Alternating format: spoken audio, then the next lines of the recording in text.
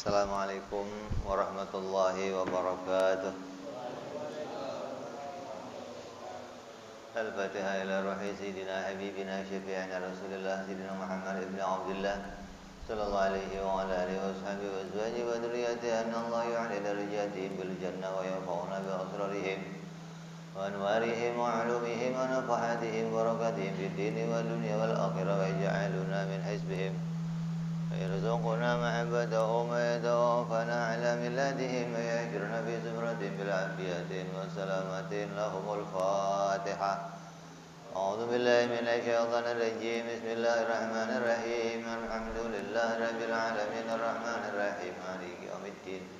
إياك نعبد وإياك نستعين اهدنا الصراط المستقيم صراط الذين أنعمت عليهم غير المغضوب عليهم ولا الضالين. Bismillahirrahmanirrahim. Nawaitu ta'alluma wa ta'lima wa tadhakura wa tadhkira wa naf'a wal intifa'a wal ifadata wal istifadata wal hisa ala tamassuki bi kitabillahi wa sunnati rasulillah sallallahu alaihi wasallam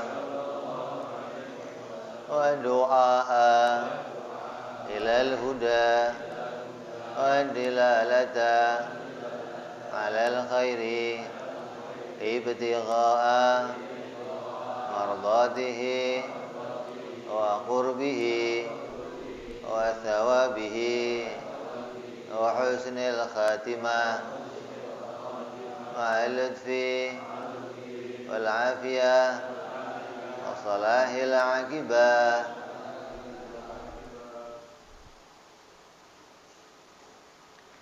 Bismillahirrahmanirrahim. Alhamdulillahirabbil alamin bihi nasta'inu ala umuri dunya waddin. Wassalatu wassalamu ala Rasulillah sayyidina wa habibina syafi'ina wa maulana Muhammadin sallallahu alaihi wa ala alihi wa sahbihi ajma'in. Amma ba'du. Qala musanniful kitab Hadratus Syekh Said bin K. Armiyah rahimahullah wa ghafara lahu wa liwalidayhi wa nafa'ana bihima fid dharain. Allahumma aftah qulubana futuhal arifin wa bihidmatika wa ansur alaina birahmatika ya arhamar rahimin. Ilan qal. Sampai apa kita? Hah? Ilan.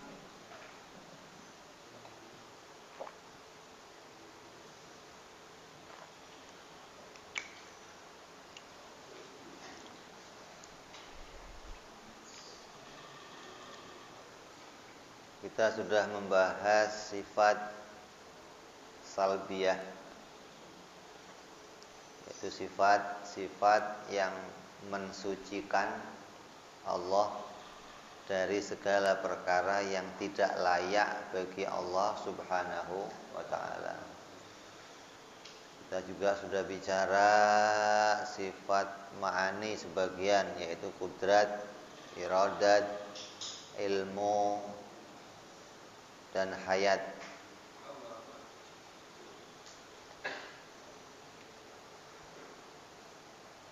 Tinggal kita bicara tentang pembuktian sifat, halaman 25.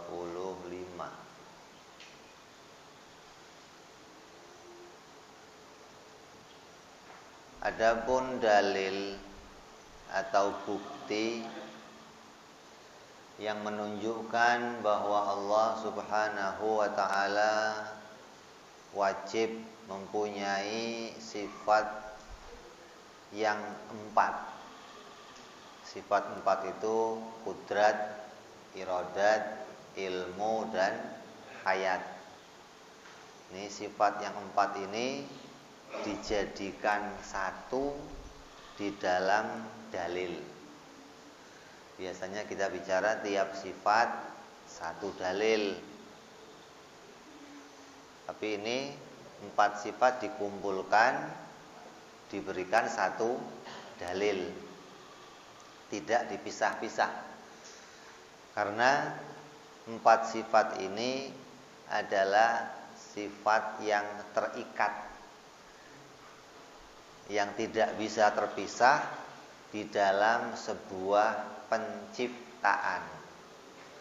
Siapapun yang bekerja, siapapun yang punya perbuatan, pasti punya 4 sifat ini.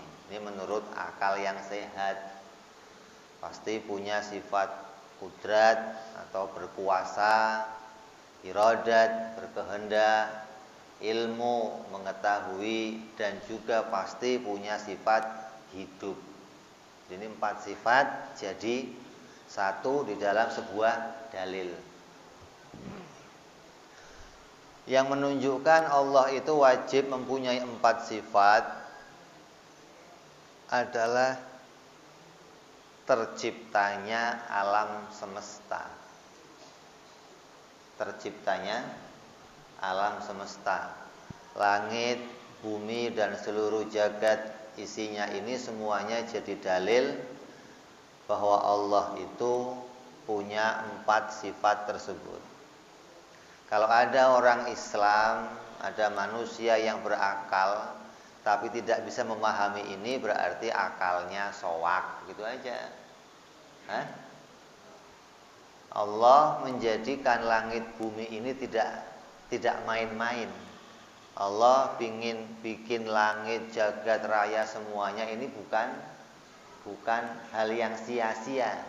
Ma khalaqta hadza batila. Allah tidak menciptakan ini sia-sia. Terus apa? Semua ini Allah ciptakan sebagai dalil, sebagai bukti bahwa Allah itu adalah Tuhan yang menguasai segala sesuatu. Allah jadikan merubahannya matahari, Allah jadikan langit yang bersab-sab 7, Allah jadikan bumi, dan semuanya itu dituntutkan Allah bagi orang yang berakal. Kalau ada orang kok sampai nggak bisa menemukan Allah, atau nemunya Allah nggak bisa pakai berpikir, wah ini sudah luar biasa. Tiap hari dicekokin dalil, ditampakkan dalil, tapi akalnya nggak bisa berpikir. Nih, jangan-jangan kalau itu terjadi sampai dia mati, maka Allah tutup mata hatinya untuk tidak bisa melihat dalil tentang kekuasaannya Allah Subhanahu wa taala. Dalam Quran berapa ayat? Banyak ayat yang menunjukkan bahwa Allah menceritakan tentang penciptaan langit bumi ini sebagai dalil. Dan Allah menyatakan bahwa kamu harus berpikir tentang terciptanya langit dan bumi. Di Quran dikatakan afala tadzakkarun, afala tadabbarun, afala ta'qilun, afala tubsirun. Begitu banyak ayat yang menunjukkan bahwa kita diperintahkan berpikir untuk melihat kejadian langit dan bumi. Allah menciptakan 7 langit dan 7 bumi. Ini semuanya nggak sia-sia, semuanya harus kita jadikan alamat. Ini sesuatu yang besar, sesuatu yang agung. Nabi-nabi terdahulu itu mempunyai mukjizat. Setiap nabi punya mukjizat. Mukjizat yang diberikan Allah kepada nabi-nabi terdahulu itu semuanya bentuk mukjizat yang mengagumkan akal. Yang ketika orang itu melihat, dia akan berpikir, sungguh Allah itu maha kuasa. Apa di antara mukjizatnya? Allah jadikan Nabi Ibrahim tidak mempan dibakar.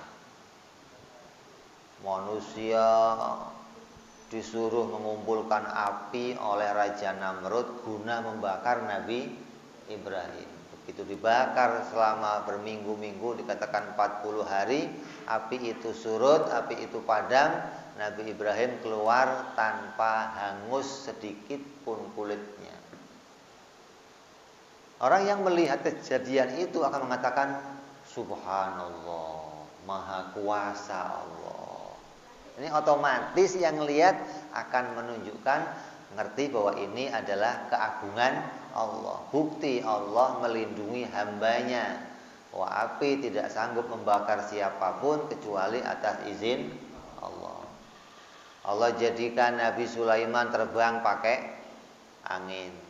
Kalau kamu lagi nongkrong duduk di pinggir-pinggir begini, tiba-tiba Nabi Sulaiman lewat pakai angin, lewat di atas kamu, yang terpikir apa? Subhanallah, Maha Kuasa Allah, menjadikan hambanya bisa terbang pakai angin. Nah, kita boro-boro pakai angin. Kita yang ada masuk angin, bukan terbang pakai angin yang ada. Orang yang melihat itu akan mengatakan Maha Agung Allah. Begitu pula kejadian Nabi Allah Saleh. Ada onta keluar dari sebuah batu. Tongkat Nabi Musa jadi ular. Ini orang yang lihat spontan akan mengatakan, oh, Masya Allah, Maha Agungnya Allah. Yang tidak bisa melihat itu berarti mata hatinya tertutup. Khatamallahu ala qulubihim wa ala sam'ihim wa ala absarihim. Orang kalau sudah ditutup, mata hatinya ditutup, mata kepalanya nggak mau melihat, pendengarannya nggak mau mendengarkan apa-apa, ini sudah repot. Ditunjukkan mukjizat seperti apapun nggak akan terlihat. Contohnya siapa? Ya yang kafir-kafir itu, Abu Lahab, Abu Jahal, Fir'aun, Namrud, Haman. Ini orang-orang yang ditampakkan di depan matanya mukjizat tapi nggak bisa melihat kalau itu bukti-bukti keagungan Allah Subhanahu wa taala. Lah, mukjizat-mukjizat yang seperti itu hanya bisa dilihat pada masa nabinya masih hidup. Hanya bisa dilihat waktu yang melakukannya itu sedang disaksikan oleh banyak orang. Tapi orang setelahnya nggak bisa melihat lagi. Kayak kita sekarang nggak bisa menyaksikan laut terbelah, nggak bisa menyaksikan Nabi Ibrahim dibakar, nggak bisa menyaksikan onta tongkat jadi ular, nggak bisa menyaksikan Nabi Sulaiman jalan-jalan pakai angin. Kita nggak bisa menyaksikan itu. Maka Rasulullah Shallallahu Alaihi Wasallam oleh Allah itu juga diberikan mukjizat. Rasul juga dikasih mukjizat yang bentuk mukjizatnya banyak, nggak terhitung. Membelah rembulan, pohon berbicara, tangannya keluar air, memberikan berkah kepada orang-orang yang sakit disembuhkan, sampai kepada berbagai macam mukjizat-mukjizat yang diberikan oleh Allah kepada nabi-nabi sebelumnya ada pada diri Nabi Muhammad SAW. Tapi Nabi tidak membanggakan semua mukjizat itu. Nabi bangga dengan mukjizat Al-Quran. Kenapa? Mukjizat Al-Quran lebih dibanggakan Nabi karena mukjizat Al-Quran itu bisa disaksikan oleh manusia sepanjang masa sampai hari kiamat nanti. Tidak hanya orang yang hidup di masa Nabi SAW, tapi sampai kita pun sekarang bisa melihat mukjizat yang ada di dalam Al-Quran, yang Allah jadikan sebagai tanda bukti kekuasaannya dan bisa dilihat oleh orang yang berakal sampai nanti hari kiamat. Emangnya di Quran cerita apa? Kok Nabi begitu bangga dengan Quran? Quran itu cerita apa? Quran isinya menceritakan tentang keagungan-keagungan Allah, menceritakan tentang peristiwa-peristiwa, tentang apa yang menjadi bukti-bukti kalau Allah itu zat yang menguasai langit dan bumi.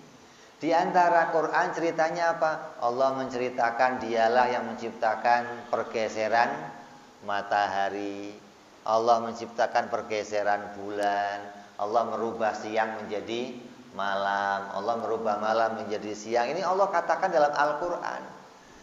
Dan firman itu, perkataan itu bisa didengar, bisa dibaca oleh manusia sampai nanti hari kiamat. Jadi mestinya kita yang punya akal ketika melihat langit, bumi, matahari, ini setiap waktu itu mengatakan subhanallah, subhanallah, maha agungnya Allah, maha kuasanya Allah. Tapi ternyata enggak demikian. Kamu tiap hari lihat matahari pernah kagum? Pernah? Biasa-biasa aja matahari, Beb. Kamu lihat bulan pernah kagum? Biasa-biasa aja bulan. Apa yang istimewa bulan? Oh ya, kamunya goblok yang enggak pernah istimewa dong. Orang mata kamu picak maksudnya. Mata hati kamu picak hingga enggak bisa menyaksikan betapa agungnya keadaan matahari setiap waktu. Dianggap matahari itu biasa-biasa saja. Apa enggak luar biasa ini? Lah kalau sudah ngelihat matahari itu biasa-biasa saja, bagaimana ngelihat diri kamu? Ya tambah biasa-biasa saja. Padahal dalam diri kita begitu banyak keagungan yang menampakkan bahwa Allah itu zat yang maha kuasa yang bisa menciptakannya. Matahari Allah ciptakan sejak zaman kapan matahari itu bersinar? Kalau menurut hitungan agama kita sampai zaman Nabi Adam itu sudah 10.000 tahun. Itu hitungan agama maksudnya. Kalau hitungan penelitian, hitungan sains, matahari itu, bumi ini sudah berusia jutaan tahun. Jadi kalau hitungannya agama 10.000 tahun. Kalau hitungannya sains sudah jutaan tahun. Nggak ngerti saya cara ngitungnya gimana, saya nggak ngerti kalau sampai usianya jutaan tahun. Kalau Nabi Adam 10.000 tahun bisa kita hitung. Hitung mundur aja Nabi Muhammad berapa usianya, Nabi Isa, sampai ke Nabi Adam alaihissalam. Lah 10.000 tahun aja kita ambil, itu matahari bersinar nggak pernah surut sinarnya, pernah? Tiap hari tambah redup, itu mati gitu, pernah? Pernah nggak? Berarti yang bikin ini maha kuasa, nggak pakai dicas, perlu dicas. Oh matahari sinarnya kurang, mau ganti baterai gitu, pernah? Atau akinya habis dicas. Kamu nggak pernah mikir itu ya Allah. Kalau kamu lihat itu, kamu akan menggantungkan diri kamu sepenuhnya kepada Allah. Kenapa? Allah mampu menguasai matahari dengan keadaan yang luar biasa sinarnya menyinari seluruh bumi selama jutaan tahun tanpa berkurang sinarnya. Ini tanda Allah Maha Kuasa yang luar biasa. Nah, kamu nggak pernah lihat itu, paling panas. Kalau yang ada sialan, malah disial-sialin, naudzubillah.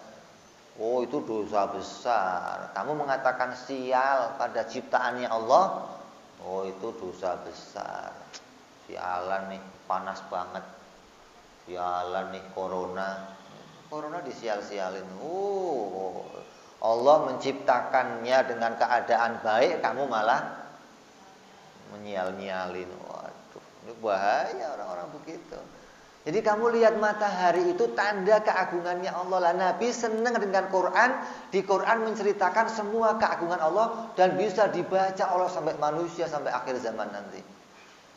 Mestinya manusia yang bacanya yang punya akal.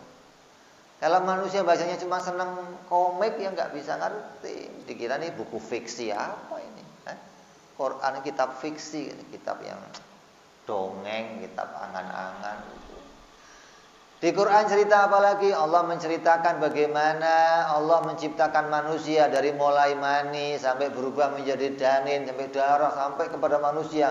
Allah ceritakan. Lah kamu mikir ya Allah, Maha Kuasa Allah. Di Quran cerita lagi bagaimana Allah memisahkan antara air asin dan air tawar. Ketika dua air ini kumpul, maka ada barzah. pemisah yang nggak bisa menyatukan. Para peneliti mengecek apa ini penyebabnya kok nggak kumpul ini apa. Allah jadikan kekuasaannya tampak di hadapan kita, tapi kita biasa-biasa aja tuh, biasa-biasa aja tuh. Hah?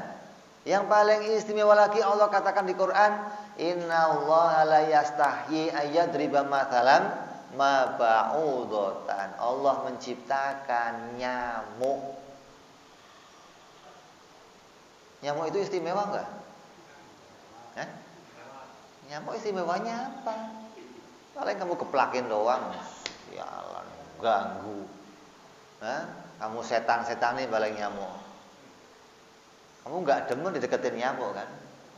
Nyamuk itu hewan yang nggak bakal hilang sampai kiamat. Kenapa? Disebut di Quran lah. Kalau hilang orang bingung.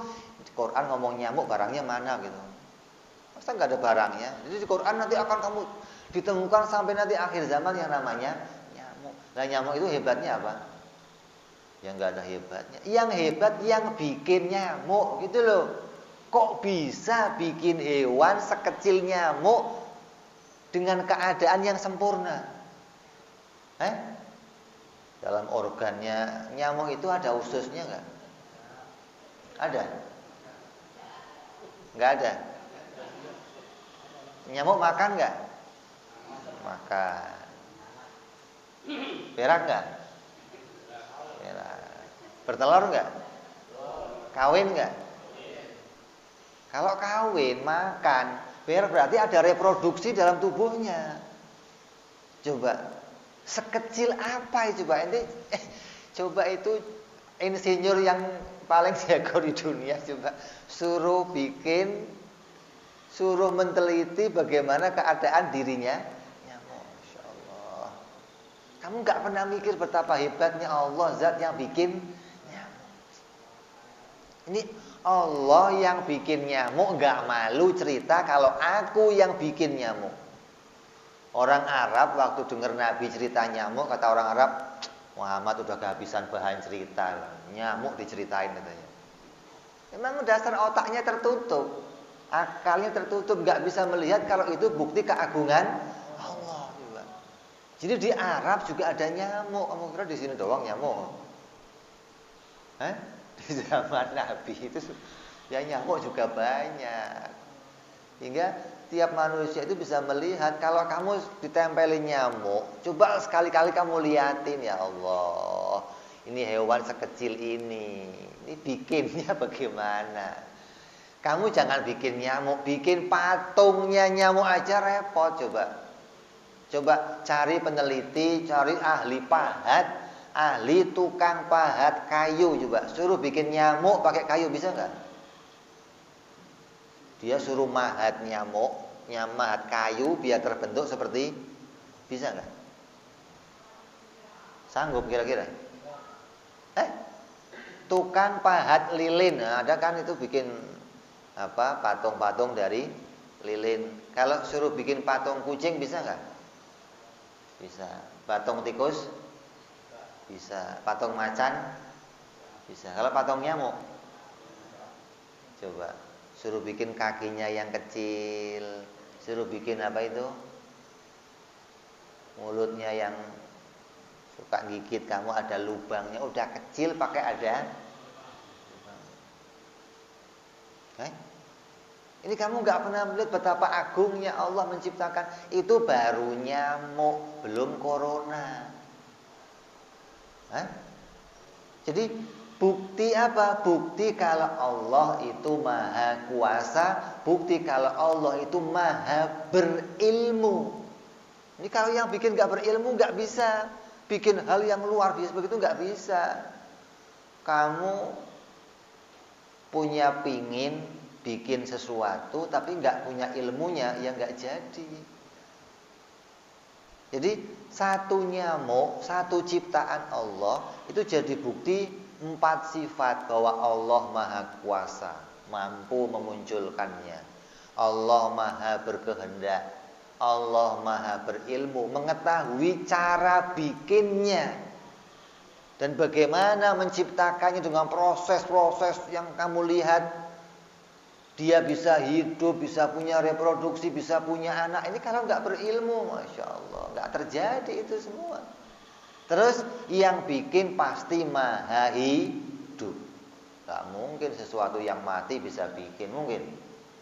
Yang bikin pasti maha hidup. Jadi satu ciptaan Allah menampakkan, menunjukkan kalau Allah punya 4 sifat ini. Bahwa dia maha kuasa, maha berkehendak, maha mengetahui, dan maha hidup. Jadi 4 sifat ini sekaligus bisa kamu lihat pada tiap-tiap ciptaan Allah. Langit, matahari, bumi, bahkan diri kita. Dalam diri kita itu penuh keistimewaan. Kamu jangan sangka, jangan melihat diri kamu kayaknya biasa-biasa saja. Gara-gara tiap hari melihat, tiap waktu melihat, tapi nggak pernah berpikir, akhirnya biasa-biasa saja. Orang kalau pertama kali ke Mekah, asal lihat Ka'bah, udah nggak usah ditanya kenapa, mesti nangis. Kamu coba saja gitu. Kamu ke Mekah, masuk Masjidil Haram, lihat Ka'bah, kalau ngelihat, banyak nggak ngelihat juga. Ka'bahnya mana Pak? Oh, nggak ada, sudah dipindah ke Ka'bahnya. Masuk Mekah nggak lihat, apa nggak kebangetan. Dan orang yang bisa lihat Ka'bah itu nggak usah kamu tanya kenapa, itu nangis, otomatis nangis. Terus nggak tahu kenapa, nggak ngerti kita. Asal lihat makomnya Rasulullah, nangis. Itu pertama kali. Nanti kalau sudah kayak jadi pembimbing haji, tiap hari lihat, ya nggak nangis lagi, udah biasa-biasa aja. Ka'bah ya biasa begini, nggak ada hebat-hebatnya. Kenapa? Karena nggak pernah berpikir, tiap ngelihat itu nggak pernah berpikir. Ngelihat aja begitu loh. Akalnya nggak langsung connect kepada Allah Subhanahu wa Ta'ala. Ya yang dilihat biasa-biasa saja, nggak bawa pengaruh apa-apa. Nah kalau kamu bisa melihatnya pakai akal yang sehat, terus nemu ini dalil yang Allah ciptakan, menampakkan kalau Allah maha kuasa, maha berilmu, maha berkehendak, maha hidup, maka kamu akan mengatakan subhanallah. Terus alhamdulillah. Apa alhamdulillahnya? Bahwa Allah menciptakan ini dan saya dijadikan orang yang mengetahui kalau ini ciptaannya Allah. Saya enggak syirik kepada Engkau ya Allah. Saya enggak menyekutukan Engkau ya Allah. Saya mengakui ini ciptaanmu ya Allah. Ya semuanya akan jadi keagungan Allah. Semuanya akan nampak di mata kamu, Allah maha agung, Allah maha luar biasa. Tiap lihat apapun begitu loh. Sampai lihat nyamuk saja, lihat nyamuk, memuji Allah maha agungnya Engkau ya Allah. Ini lihat nyamuk gemes. Lihat nyamuk gemes. Lalu bagaimana mau mikir Allah asal lihat nyamuk? Bagaimana mau mikir Allah? Lihat matahari yang dilihat panasnya doang. Panas banget hari ini. Aduh, pakai AC mati lagi ini. Aduh, yang ribet aja. Enggak nemu apa keagungannya Allah, enggak nemu. Oh, ini rusak. Lah, di Quran itu sesuatu yang Nabi banggakan karena menampakkan itu. Dan itu bisa disaksikan manusia sepanjang zaman. Artinya untuk kalau kamu mau jadi manusia yang menemukan keagungan Allah, jangan biasakan diri kamu jadi dukun. Asal mau lihat keagungan Allah, harus lihat hal-hal yang luar biasa. Lihat matahari turun, wah baru itu luar biasa gitu. Lihat matahari terbelah, baru luar biasa. Lihat gajah terbang, baru luar biasa. Kalau matahari doang bunder di atas, biasa-biasa saja. Ini orang-orang demikian gak akan nemu pada kekuasaannya Allah.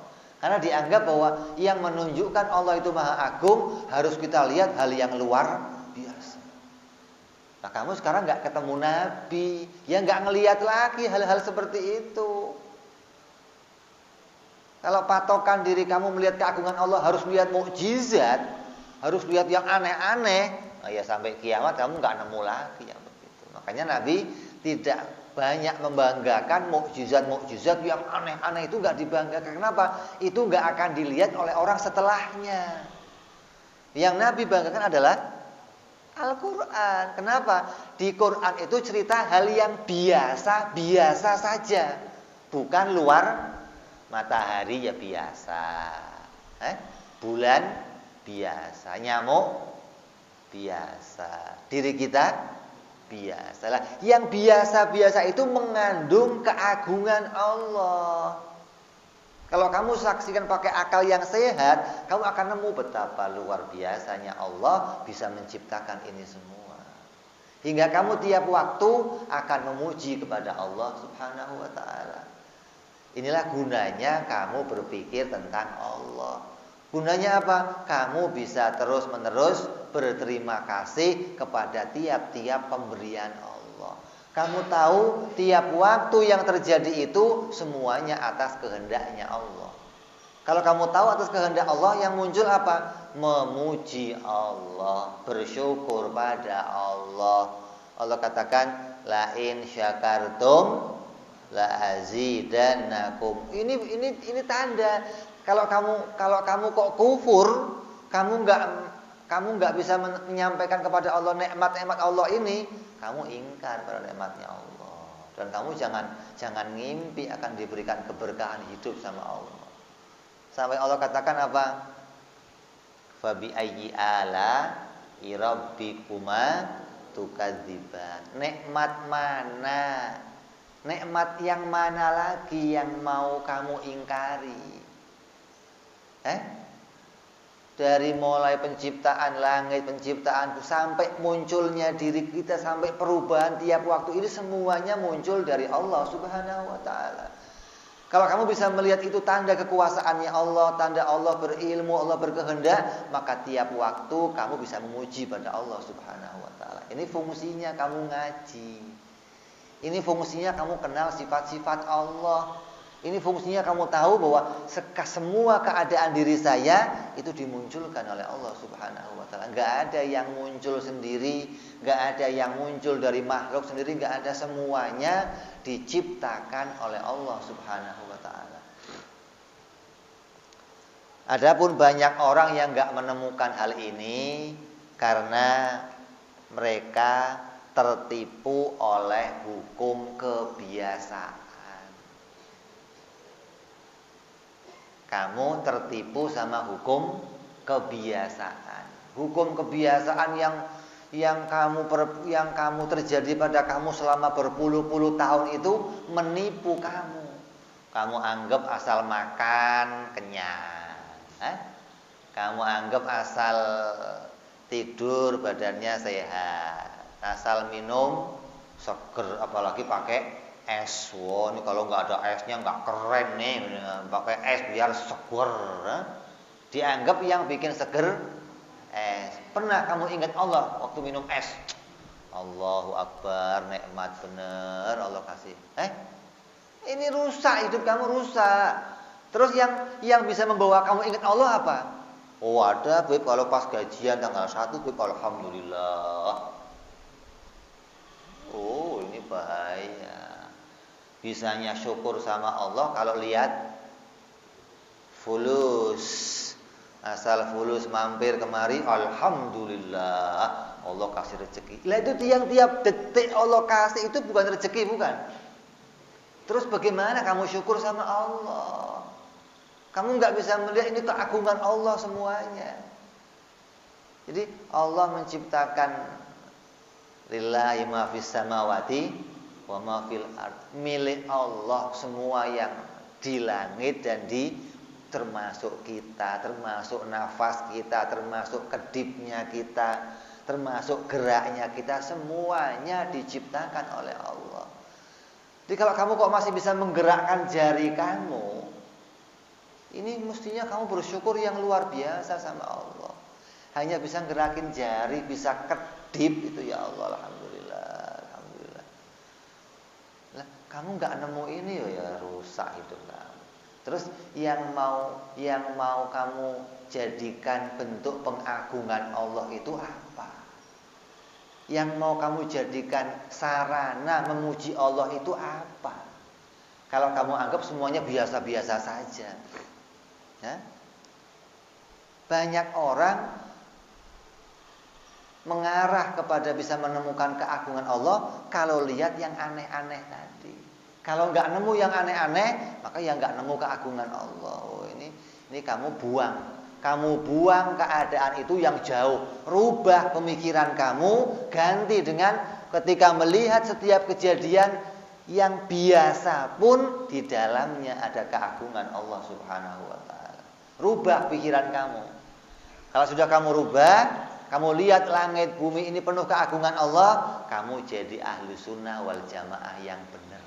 Akidah kamu sempurna. Akidah kamu membawa kamu kepada bisa menemukan pada dalil-dalil adanya Allah Subhanahu wa taala. Kalau enggak begitu, jangan harap kamu bisa menemukan keagungannya Allah. Kenapa? Kamu enggak nemu nabi lagi masalahnya. Sampai kiamat kamu enggak akan nemu yang aneh-aneh lagi. Kecuali kamu ketemu dukun. Nah, lihat keris bisa berdiri, ya baru wah, aneh. Keris berdiri aneh. Lihat matahari gantung nggak aneh kan? Picek kan matanya, picek nggak matanya?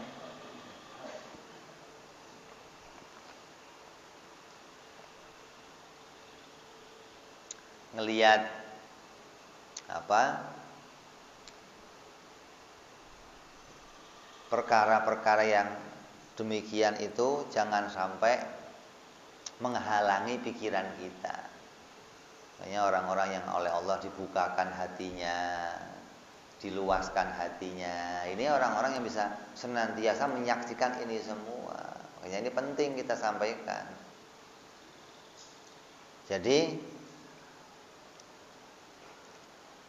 sifat yang 4 bagi Allah, yaitu kudrat, iradat, ilmu, hayat, itu bisa kita fahami dengan dalil terciptanya alam semesta. Karena Allah menciptakan alam, maka kita tahu kalau Allah itu punya 4 sifat ini. Jadi nggak usah diberitakan di Quran, nggak apa-apa. Quran nggak usah cerita Allah itu punya 4 sifat ini, nggak apa-apa. Kenapa? Kita lihat penciptaan Allah, otomatis akan tahu. Kayak kamu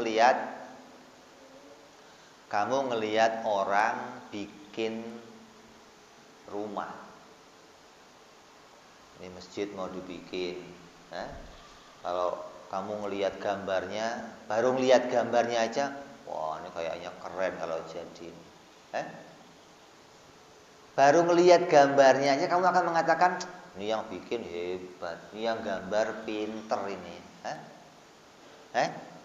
Itu kamu nggak usah lihat yang gambar, nggak usah ngomong saya pinter gambar, nggak usah. Kamu lihat kerjanya saja bisa tahu ini yang ngerjain mesti pinter. Kenapa? Bisa bikin bangunan kayak begini, bisa. Itu otomatis orang yang punya akal sehat ketika lihat sebuah perbuatan manusia, perbuatan apa saja akan mengatakan yang bisa berbuat ini pasti orang yang pinter. Yang berbuat ini pasti orang yang punya kemampuan. Yang berbuat ini pasti orang yang punya kemauan. Yang berbuat ini pasti sesuatu yang hidup. Ini tanda yang utama gitu loh. Kamu ngelihat orang ngerjain bisa bikin TV, kamu akan mengatakan, oh ini yang bikin TV mesti orang pinter.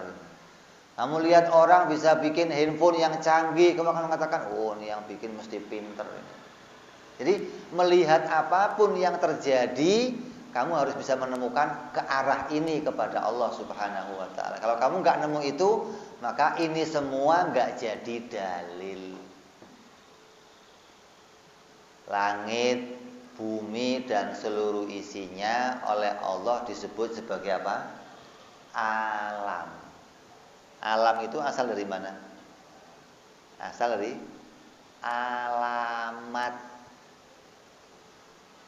Alhamdulillahirabbil alamin. Alamin itu mana saja? Yang dimaksud alamin itu apa aja isinya? Bumi, langit dan seluruh isinya. Berarti ini namanya apa? Alam. Meja ini alam. Ini buku alam. Semua yang diciptakan Allah namanya alam. Berarti semua yang diciptakan Allah namanya alamat. Begitu dong. Semua ini namanya alamat. Alamat itu sesuatu yang mengantarkan kita kepada Allah Subhanahu wa ta'ala. Kalau kamu lihat ini semua nggak bisa mengantar kepada Allah, berarti ini semua sia-sia buat kamu. Kamu anggap ini nggak ada gunanya semuanya. Kamu anggap ini semuanya, pokoknya buat pajangan aja lah. Buat dilihat-lihat, taruh di rumah keren, lihat. Asal ke gunung, ada orang kalau mau melihat keagungan Allah pergi ke gunung lah, jauh-jauh banget. Kamu kira yang agung cuma gunung doang apa? Kamu nggak lihat nyamuk? Sayyidina Ali radhiyallahu an ketika ditanya oleh para sahabat-sahabatnya, Sayyidina Ali, apa kamu nggak pingin punya keramat bisa naik ke atas langit, lihat isinya langit 7 lapis, masuk ke bumi, lihat isinya bumi 7 lapis untuk lihat keagungan Allah? Terus ini Ali, nggak repot-repot amat kesana, masuk ke dalam naik capek.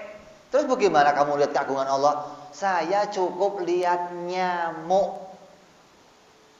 Saya bisa nemu kalau Allah Maha Agung, Maha Kuasa, Maha Berilmu dari penciptaan nyamuk. Begitu mestinya. Itu akal yang sehat bisa menemukan begitu. Nah kalau akalnya nggak sehat, ya sudah yang diurusin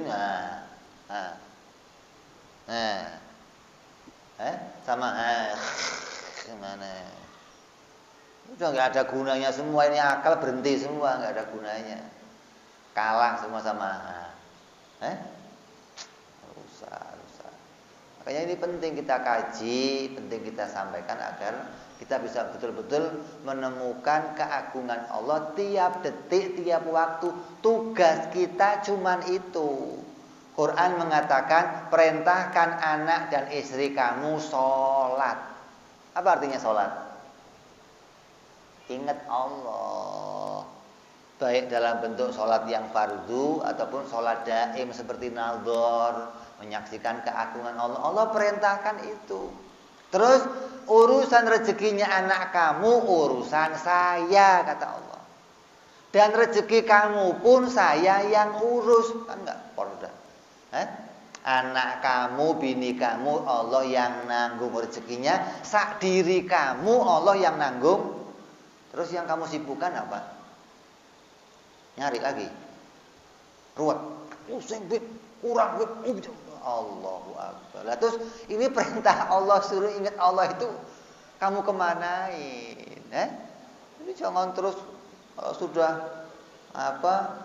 kelihatannya baca Qur'annya fasih, apalagi hafal Qur'an, apalagi bisa jadi imam sholat, tukang azan, terus saya udah alim, saya udah nggak usah pakai nador, nggak usah. Walaupun mulut kamu tiap waktu Allah, saya yakin hati kamu nggak ingat Allah. Kenapa? Karena hati itu akan selalu ingat yang dicintainya.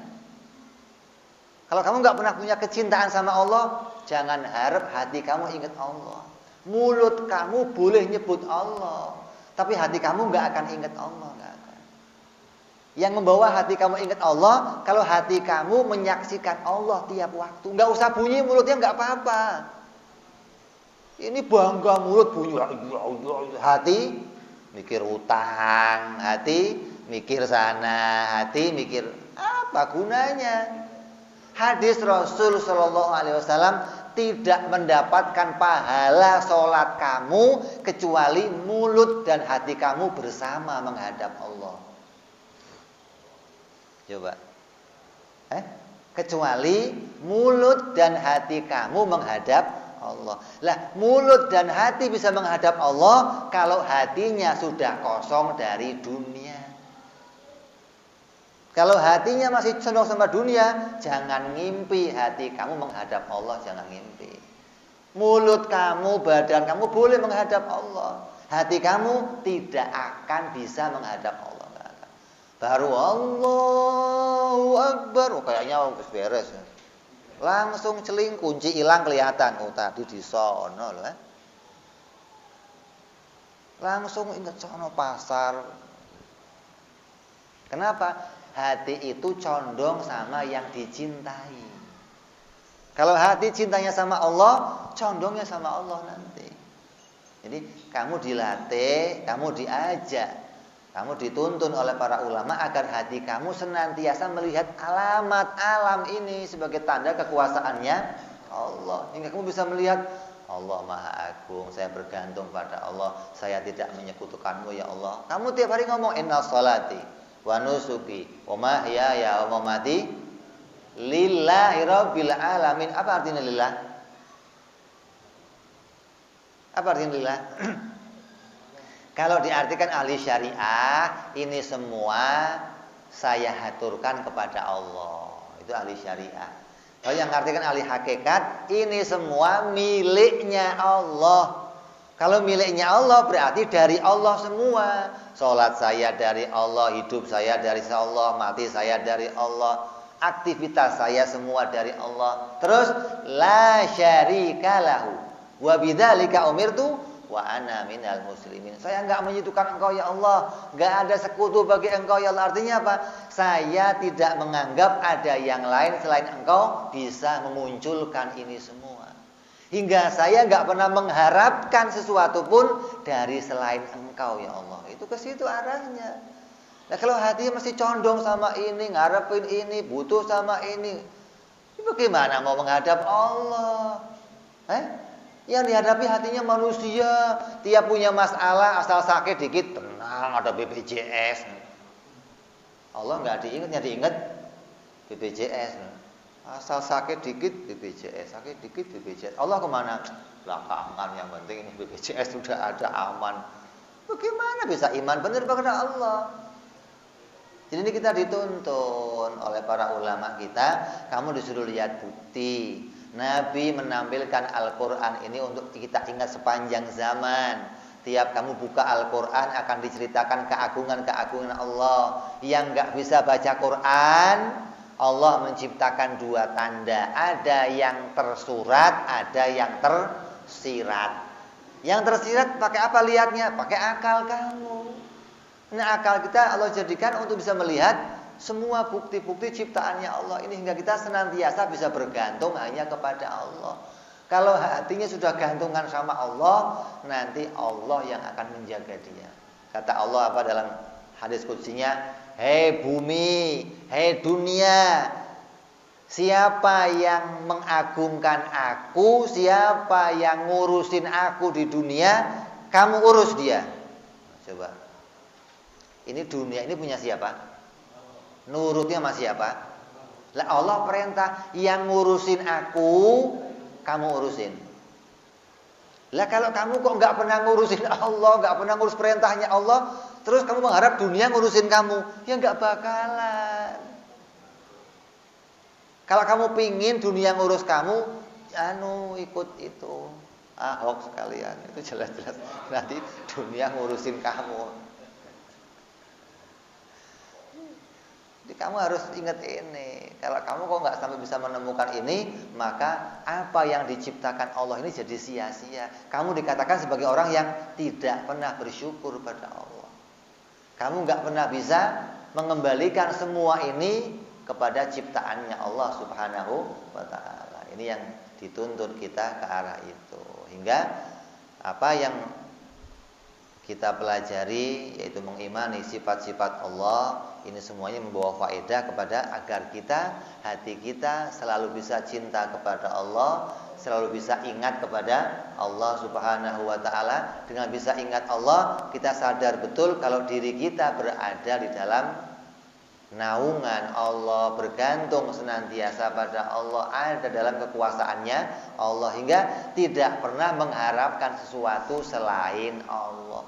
Punya masalah apapun, kejadian apapun yang diingat Allah Subhanahu wa Ta'ala. Tidak pernah hatinya menggantungkan pada selain Allah. Ini tandanya kita tidak menjadi orang-orang yang tertipu. Ini selesai kita membacakan dalil-dalil tentang ciptaan Allah, menunjukkan kepada adanya bahwa Allah itu mempunyai 4 sifat, yaitu sifat kudrat, sifat iradat, sifat ilmu, dan sifat hayat.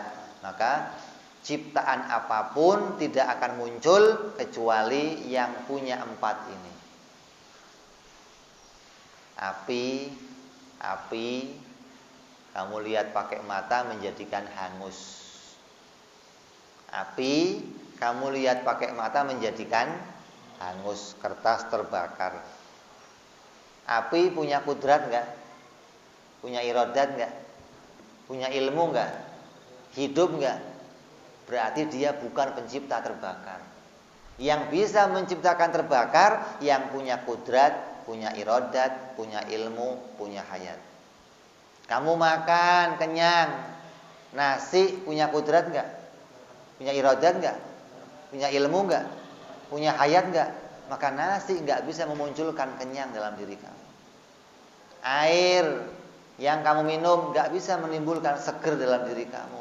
Obat yang kamu minum enggak bisa menyembuhkan kamu. Kenapa? Yang bisa menciptakan hanya yang kudrat, iradat, ilmu, hayat, dan itu hanya Allah Subhanahu wa ta'ala. Tidak ada yang lainnya. Hingga setiap kejadian harus kembali kepada Allah. Kalau kamu enggak kembali ke sana, maka kamu kesasar. Wa ila rabbikal muntaha. Dan ujung segala sesuatu harus kepada Allah Subhanahu wa ta'ala. Karena segalanya bersumber dari Allah. Kalau kamu kok nyelempang, nyelewang, minggir kepada selain Allah, maka kamu tersesat. Kamu tidak bisa menemukan kalau ini semua petunjuk kepada kekuasaan Allah Subhanahu wa ta'ala. Mudah-mudahan kita semua dituntun oleh Allah, dibuka hatinya oleh Allah, disadarkan oleh Allah, diluaskan pikiran kita, dijernihkan pikiran kita hingga selalu bisa melihat bahwa Allah Maha Kuasa, Allah Maha Berkehendak, Allah Maha Berilmu, hingga kita bisa mengimani Allah atas segala kejadian ini dan hanya bergantung kepada Allah Subhanahu wa ta'ala. Dan yang paling penting, ini bisa kita bawa sampai hari kematian kita, sampai kita bisa mati dalam keadaan husnul khatimah insyaallah. Berikutnya kita akan bahas lagi yang akan datang sifat sama, basar dan kalam. Wallahu alam bishawab. Wa ila hadratin nabi al-fatihah. A'udzu billahi minasyaitonir rajim. Bismillahirrahmanirrahim. Alhamdulillahi rabbil alamin arrahmanir rahim maliki yaumiddin iyyaka na'budu wa iyyaka nasta'in ihdinas siratal mustaqim siratal ladzina an'amta 'alaihim ghairil maghdubi 'alaihim waladdallin amin.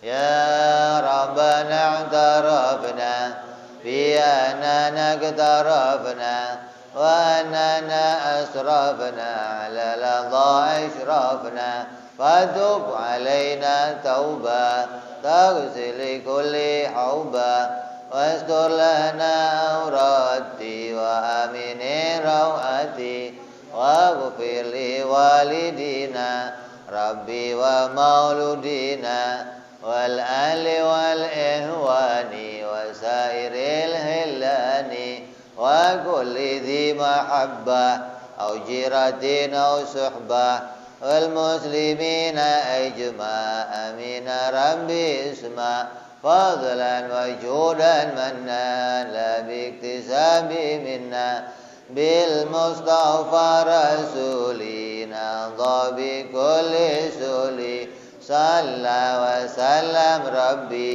عليه عند الحبي وآله وصحبه عدد ضاصي صحبي والحمد للإله في البدء والتناهي سبحان ربك رب العزة عما يصفون وسلام على المرسلين والحمد لله رب العالمين.